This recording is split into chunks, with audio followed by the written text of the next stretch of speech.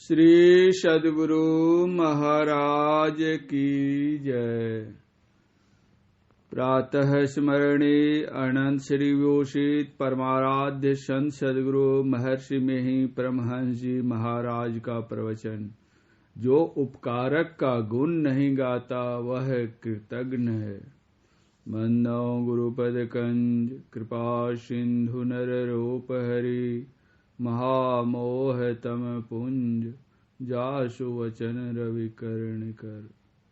प्यारे लोगों, हम लोग आध घंटे से अधिक हुआ है कि सत्संग में बैठे और पहले ईश्वर की स्तुति की, संतों की स्तुति की, फिर गुरु की स्तुति की, फिर नाम संकीर्तन कहा, फिर सिद्धांत का पाठ किया, फिर संत मत की परिभाषा का पाठ किया।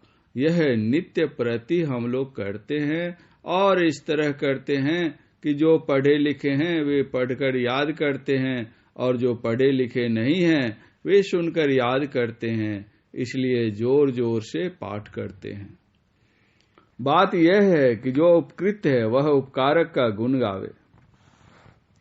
जो उपकारक का गुण नहीं गाता वह कृतघ्न है। कृतघ्न को बहुत पाप होता है। कैसा पाप होता है?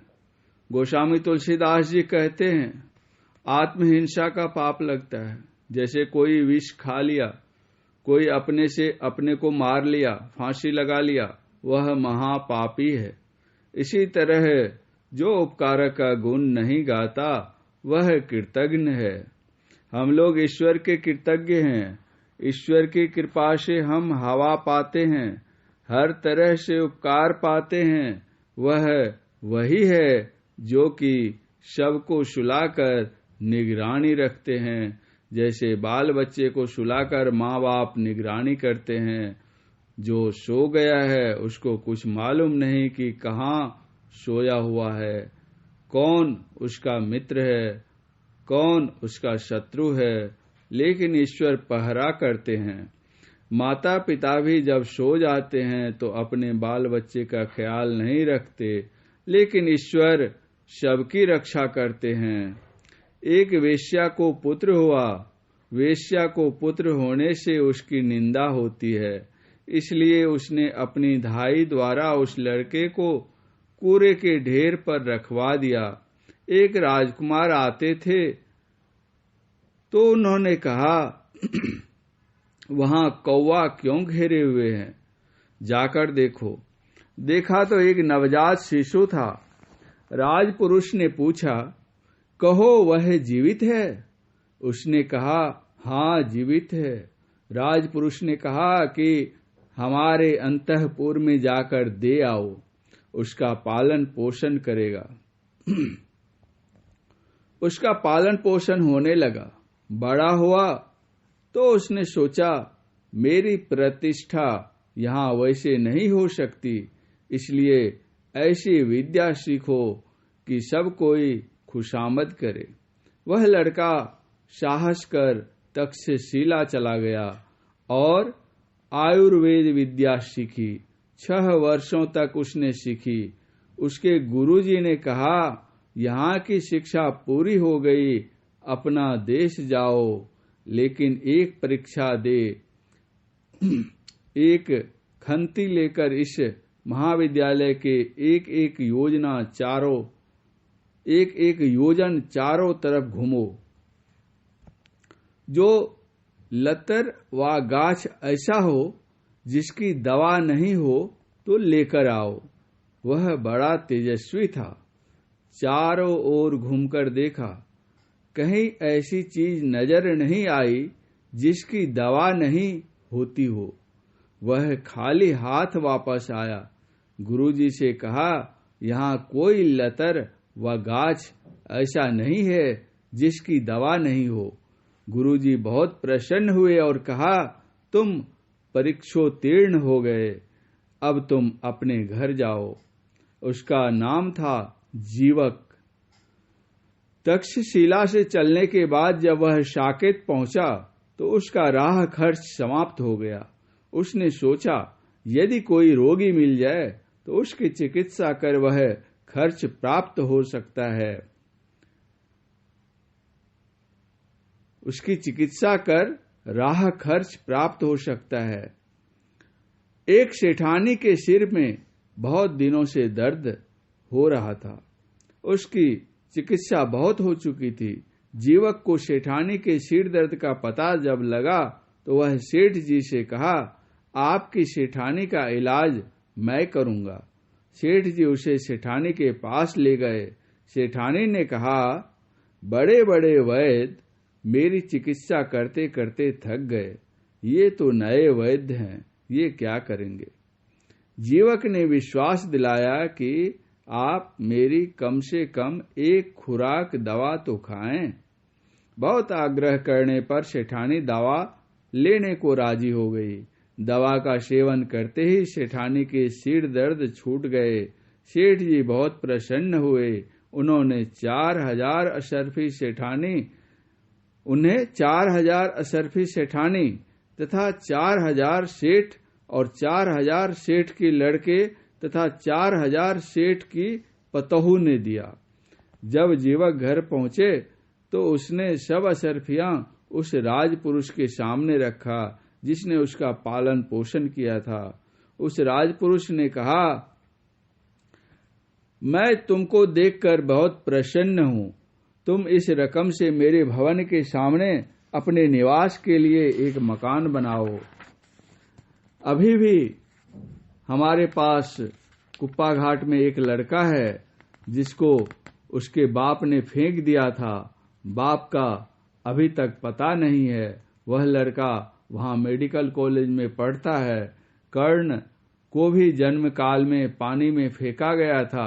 कितने बड़े वीर थे। कबीर साहब को भी फेंका गया था। एक विद्वान ने लिखा, जो उच्च कुल में जन्म लिए और बड़े हुए तो क्या विशेषता है। विशेषता उसकी है जो नीच होकर उच्च काम करके बड़े हुए। ईश्वर हमारी हर तरह से रक्षा करते हैं। जैसी रक्षा ईश्वर कर सकते हैं वैसी दूसरा कोई नहीं। इसलिए ईश्वर की स्तुति अवश्य होनी चाहिए। ईश्वर की स्तुति में सब क्षेत्र क्षर अपरा परापर पढ़ते हैं। उसको समझा जाए तो ईश्वर की महानता जानने में आवेगी। इसके बाद संत स्तुति करते हैं। राम सिंधु घन सज्जन धीरा, चंदन तरु हरि संत समीरा। श्री रामचरितमानस। जंगल में चंदन है लेकिन उसको कौन जानता है। हवा उसकी सुगंध द्वारा अन्यों को मालूम कराती है। समुद्र में अपार जल है लेकिन उससे लोग लाभ नहीं पा सकते। समुद्र से ही बादल बनता है तो वर्षा होती है, लोग बहुत लाभ पाते हैं। शांति का पथ संतों के बिना नहीं मालूम हो सकता। एक ही संत को विशेष और एक को हीन बताना पाप है। इसलिए सब संतन की बड़ी बलिहारी गाते हैं। कोई हमारे गुरु होते हैं, वे हमारी हर तरह से रक्षा करते हैं। ईश्वर के बाद गुरु ही रक्षा करते हैं। माता पिता शरीर को पालते हैं, गुरु उसके मन के ज्ञान की बुद्धि की रक्षा करते हैं। मंगल मूर्ति सतगुरु से आरंभ कर हरि युक्ति बेढंग मम तक गुरु स्तुति करते हैं। रोज करना चाहिए। ईश्वर के नाम की बड़ी महिमा है। ईश्वर के नाम से ईश्वर को पाते हैं। बहुत लोग नाम को नहीं समझते हैं क्योंकि शब्द के विषय में बहुत कम लोग जानते हैं। पढ़े लिखे लोग व्याकरण में पढ़ते हैं। शब्द दो तरह के होते हैं, वर्णात्मक और ध्वन्यात्मक। ध्वनि लय सुर भी होती है, उसका कुछ अर्थ नहीं होता, लेकिन उसकी भी बड़ी महिमा है। अगर ध्वनि नहीं होती तो राग रागिनी की कोई महिमा नहीं होती। यह भी बहुत बड़ी विद्या है। अद्भुत अद्भुत काम इस विद्या से होता है। समझदार समझ सकते हैं कि स्थूल कौन है और सूक्ष्म कौन है। वर्णात्मक स्थूल है, ध्वन्यात्मक सूक्ष्म है। पहले सूक्ष्म की उत्पत्ति होती है, पीछे स्थूल की। जैसे पहले अंकुर, पीछे वृक्ष। आप एक अच्छा मकान बनाते हैं, उसके लिए इंजीनियर को कहते हैं। वह विद्वान एक नक्शा कागज पर बना दिया। अगर नक्शा बनाने वाले के दिमाग में मानस चित्र नहीं बनता तो बाहर में मकान नहीं बनता। पहले सूक्ष्म है और स्थूल पीछे की चीज है। अभी जो वेद का पाठ हुआ उसमें आया कि संसार को उत्पन्न करने वाली ईश्वर की वाणी है, वह ध्वन्यात्मक है। ईश्वर का शब्द पहले है, तब सृष्टि है। शब्द नहीं तो सृष्टि नहीं हो। कबीर साहब, गुरु नानक साहब, संत दादू दयाल जी के वचनों में भी है, साधो शब्द साधना कीजे, जे ही शब्द से प्रगट भये सब, सोई शब्द गही लीजे। शब्द ही गुरु, शब्द सुनी शिष्य भी, शब्द सो बिरला बूझे। सोई शिष्य सोई गुरु महात्म, जे ही अंतर्गति सूझे। शब्द वेद पुराण कहत हैं, शब्द सब ठहरावे। शब्द सूर मुनि संत कहत हैं, शब्द भेद नहीं पावे। शब्द सुनी सुनी भेष धरत हैं, शब्द कहे अनुरागी। सट दर्शन सब शब्द कहत हैं, शब्द कहे वैरागी। शब्द माया जग उत्पानी, शब्द केरी पसारा। कहे कबीर जह शब्द होत है, तवन भेद है न्यारा। आज के विद्वान कहते हैं कि जो इस कान से सुना जाए वह शब्द है, लेकिन यह शब्द कान से सुना नहीं जाता। कोई बहुत गहरा ध्यान करते हैं तो उसको सुन पाते हैं। शब्द चुंबक की तरह अपने उद्गम स्थान पर खींचता है। वृत्ति को, सूरत को, ख्याल को, कुत्ता को आप पुकारते हैं तो दौड़कर आपके पास आ जाता है। शब्द के द्वारा खींचकर उसके उद्गम स्थान तक पहुंचना स्वभाव के अनुकूल है। इसलिए नादानुसंधान की बड़ी महिमा है। वेद में है, उपनिषद में है और संतों की वाणी में तो इसका बहुत वर्णन है। पहले माइक मंडल का जो शब्द होता है उसको पकड़ते हैं। पकड़ते पकड़ते वृत्ति सूक्ष्म हो जाती है, तब उस आदि नाद को पकड़ते हैं। एक अक्षर लिखने में, एक मिट्टी की गीली गोली बनाने में हाथ की अंगुली फंसती है। एक शब्द बोलने के लिए जिह्वा हिलेगी। कंप में शब्द और शब्द में कंप इस तरह मिला हुआ है जैसे शब्द में अर्थ और अर्थ में शब्द। पहले के ऋषि मुनियों ने इसका अभ्यास किया। उसके बाद में जो संत महात्मा हुए उन्होंने भी इसका अभ्यास किया और उस आदि शब्द को पाया। उसका क्या नाम दिया जाए तो कहा अस्फोट, ओम, उद्गीत। यह जैसा बोला जाता है वैसा सुनने में नहीं आता। वह विलक्षण है। जब चेतन आत्मा अंतःकरण से छूटकर कैवल्य दशा में आती है तब वह उस शब्द को पकड़ती है। उस शब्द को पहचान कर साधक सर्वज्ञ हो जाता है। शब्द में वह गुण होता है जो उसके उद्गम में गुण होता है। ईश्वर में सब गुण है। सब कुछ जानते हैं, इसलिए जो उस शब्द को पकड़ते हैं वे सर्वज्ञ हो जाते हैं। एक महात्मा ने मुझे पत्र लिखा कि मुझे सार शब्द प्राप्त है, आपकी साधना क्या है सो लिखिए। तब दोनों मिलाकर कोई सरल राह ईश्वर प्राप्ति की निकाली जाएगी। उसके उत्तर में मैंने लिखा, मुझे विश्वास है कि जिसको सार शब्द प्राप्त हो जाता है वह सर्वज्ञ, सर्वांतर्यामी और पूर्ण काम हो जाता है। आपको सार शब्द प्राप्त है, इसलिए आपको मुझसे कुछ पूछने की आवश्यकता नहीं। संसार में आज बहुत बड़े बड़े विद्वान को देखते हैं। क्या है, जिनके साथ में जितनी शब्द की पूंजी है वे उतने बड़े विद्वान हैं। संसार में ज्योति और शब्द ईश्वर की बड़ी विभूतियां हैं। आदि नाम ईश्वर का खास नाम है। वर्णात्मक शब्द में जो ईश्वर का नाम लेते हैं वह ईश्वर का गुण प्रकट करता है और अंतर्नाद ईश्वर की ओर ले जाता है। ईश्वर की पहचान करा देने वाला ध्वन्यात्मक शब्द है, तो वर्णात्मक में भी ईश्वर का नाम है और ध्वन्यात्मक में भी। गुरु जैसा बता दें वैसा करना चाहिए। ध्वन्यात्मक शब्द को पकड़कर आगे बढ़ना चाहिए। हम लोग इसीलिए नाम संकीर्तन इस तरह पढ़ते हैं। अव्यक्त अनादि अनंत अजय अज आदि मूल परमात्म जो ध्वनि प्रथम अस्फुटित पराधारा जिनसे कहिए अस्फोट है सो।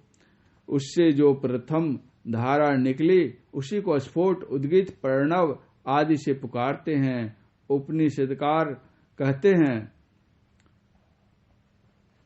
अघोषम अव्यंजनम अस्वरं च अकंठ तालवोष्ठम अनासिकम च रेफ जातम उभ्योष्ट वर्जितं यद क्षणं न क्षरते कदाचित। अमृत नाद उपनिषद। ईश्वर के नाम को भी जानना चाहिए। वर्णात्मक नाम का जप होता है और ध्वन्यात्मक नाम का ध्यान होता है। एक शब्द दूसरे शब्द को पकड़ा देता है, इसलिए शब्द शब्द का गुरु है।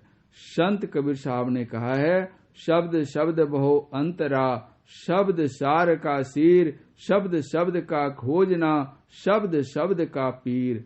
फिर सिद्धांत का पाठ करते हैं, इसलिए कि जिस धर्म के हम हैं उसके सिद्धांत जाने।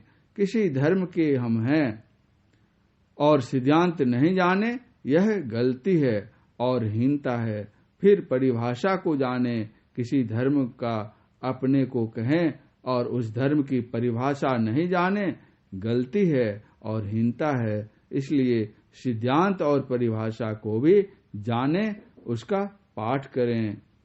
परम पूज्य गुरुदेव का यह प्रवचन दिनांक 28/10/1970 ईस्वी को श्रीमान बाबू नागेश्वर प्रसाद जी IOW महोदय थाना बीहपुर के निवास स्थान पर हुआ था। यह स्थान बिहार राज्यांतर्गत भागलपुर जनपद के अभ्यंतर है। श्री सद्गुरु महाराज की जय।